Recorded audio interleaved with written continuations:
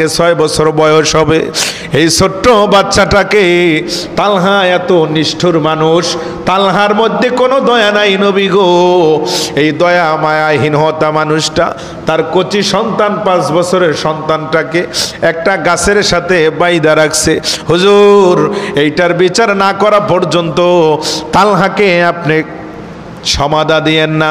নবী আমার ডাক দিয়ে কয়, কিরে তালহা, ব্যাপার কি?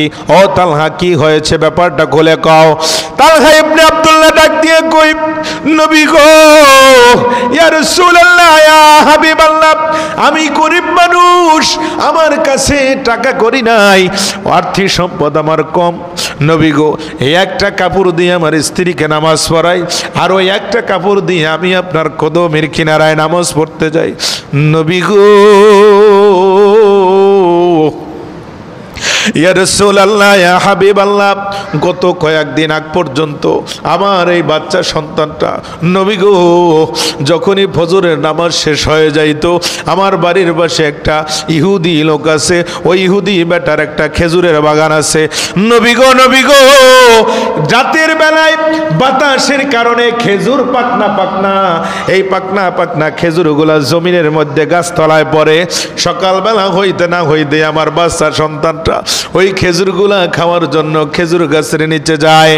নবী গো, ওই ইহুদি বেটায় আমাকে অনেক গালমন্দ করেছে, আমি তো খেজুরের বাগান কেনার সামর্থ্য নাই, একটা খেজুর যে তাকে কেনায় করে দিব রাসূল, ওই রকমের আমার কাছে টাকা করে নাই। আল্লাহর নবী এবার প্রথমে ডাক দিয়া কয়, ও তালহা, সর্বপ্রথম আমি রাসূলুল্লাহ দেখতে চাই যেই গর্তটার মধ্যে বৈশা তোমার স্ত্রীকে কাপড় দাও, তোমার স্ত্রী আল্লাহর সাথে কথা বলে, আমি সর্বপ্রথম ওই গর্তটা দেখতে চাই। হযরত তালহা বলে, ইয়া রাসূলুল্লাহ, আপনি আমার ঘরের মধ্যে কদম দিবেন? আল্লাহর নবী বললেন, আরে তালহা, আমি তোমার ঘরের মধ্যে কদম দিব। যখন নবীকে আয়েশা বন্ধু ওই যে গর্তটা দেখাইলো, আল্লাহর নবী দুইটা চোখের পানি ছেড়ে দিয়া কয়, তালহা রে, আমি রাসূলুল্লাহ ঘোষণা দিয়া গেলাম, আমার আল্লাহ সুবহানাহু ওয়া তাআলা এই মুহূর্তে তোমাকে 7 নম্বর জান্নাতে জান্নাতে জান্নাতি টিকিট পাওনেওয়ালা তালহা ইবনে আব্দুল্লাহ তোমাকে 7 নম্বরের জান্নাতি সাহাবী বলে ঘোষণা করেছি। ও তালহা, তোমার জান্নাত ওয়াজিব হয়ে গেছে, তোমার এই গর্ত দেখে আমি রাসূলুল্লাহ খুশি হয়ে গেলাম। ওসমান কই রে, ওসমান কই? ইহুদি বেটায় আমার তালহার সন্তান খেজুর খাবে বলে গালমন্দ করে, ওসমান পারবিনি আমার তালহার মুখের মধ্যে হাসি ফুটাইতে, আমি রাসূলুল্লাহর কলিজার মধ্যে হাসি ফুটাইতে। ওসমান ডাক দিয়ে কয়, নবী গো, কত হাজার কোটি টাকার প্রয়োজন আপনি আমার কাছে বলেন নবী গো।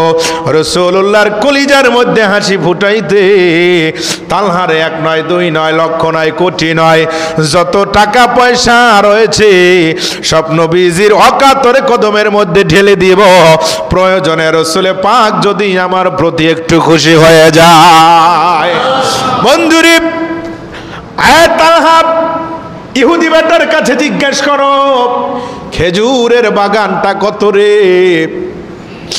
হযরত ওসমান যাইয়া কয়, ইহুদি ভাই, তোমার খেজুরের বাগানের দাম কত? ইহুদি বেটাই কয়, কেন? কয়, আমারই তো সাহাবী হযরতে আব্দুল্লাহ ইবনে তালহা, তার সন্তান তোমার খেজুর গাছের খেজুর খাইতো, তুমি তাকে গালমন্দ করতো।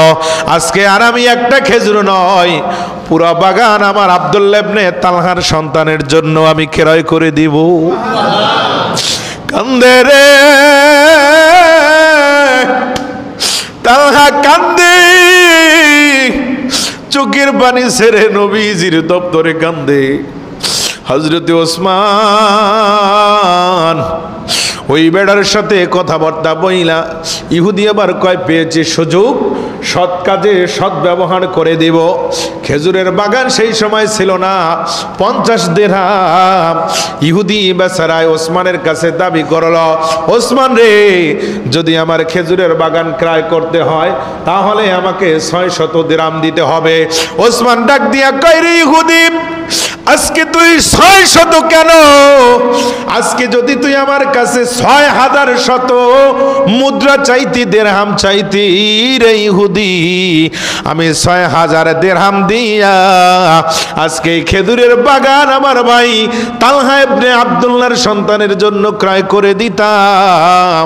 প্রয়োজনে রাসূলুল্লাহ আমার প্রতি একটু খুশি হয়ে যাইতো।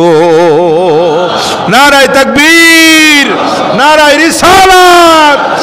বন্ধুরে, ওসমান দৌড়ে এসেছে নবীজির কদমে। আয়েশা ডাক দিয়া বলে, ইয়া রাসূলুল্লাহ, ইয়া হাবিবাল্লাহ, আপনার কদমে আমার সালাম। নবীজি ডাক দিয়া কয়, ওসমান, খেজুরের বাগানের খবর কি? বলে, হুজুর, একটা নয়, পুরা খেজুরের বাগান আমার ভাই তালহার সন্তানের জন্য আমি কিনে নিয়েছি। আল্লাহ রসুল ওসমানকে বুকের মধ্যে জড়াইয়া কয়, ওসমান রে, আরে ওসমান, কি দিয়া আমি তোমাকে খুশি করব? ওসমান, আজকে রাসূলুল্লাহর খুশি, রাসূলুল্লাহর কদম, রাসূলুল্লাহর কলিজাকে তুমি জয় করে নিয়েছো।